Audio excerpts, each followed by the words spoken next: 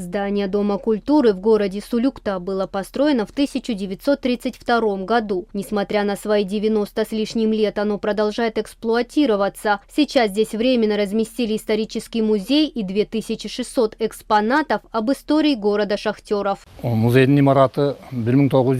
Здание исторического музея построили еще в 1937 году на базе школы. Мы работали в нем много лет, а когда оно стало аварийным, мы подготовили проект, который был одобрен. И сейчас строится новое здание, которое станет культурным комплексом. Старый исторический музей уже снесли, и на его месте возводится новый современный корпус. Планируется, что он будет сдан в эксплуатацию в конце текущего года. Культурный центр будет состоять из музея, библиотеки и детского творческого центра.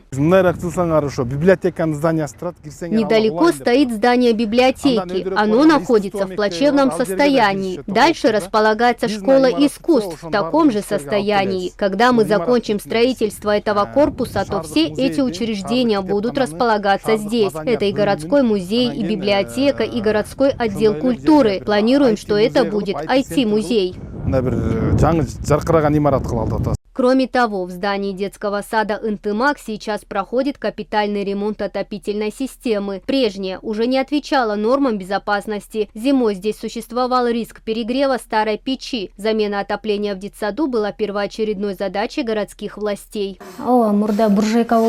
Раньше у нас стояла печка-буржуйка, приходилось растапливать ее. Для детей такая старая печь была небезопасной. Мы опасались, что она дымит, и это навредит здоровью. Сейчас нам устанавливают новую систему отопления. Мы очень рады, что для наших детей создаются хорошие условия, в том числе и по безопасности. Отметим, что на строительство нового культурного центра в городе Сулюкта было направлено 50 миллионов сомов из тех 500 миллионов, которые выделяются на развитие Баткенской области из государственного бюджета. Мадина Низамова, Адыл Оразалиев, Таттыбүбү Кенджакунова, ЛТР Баткенская область.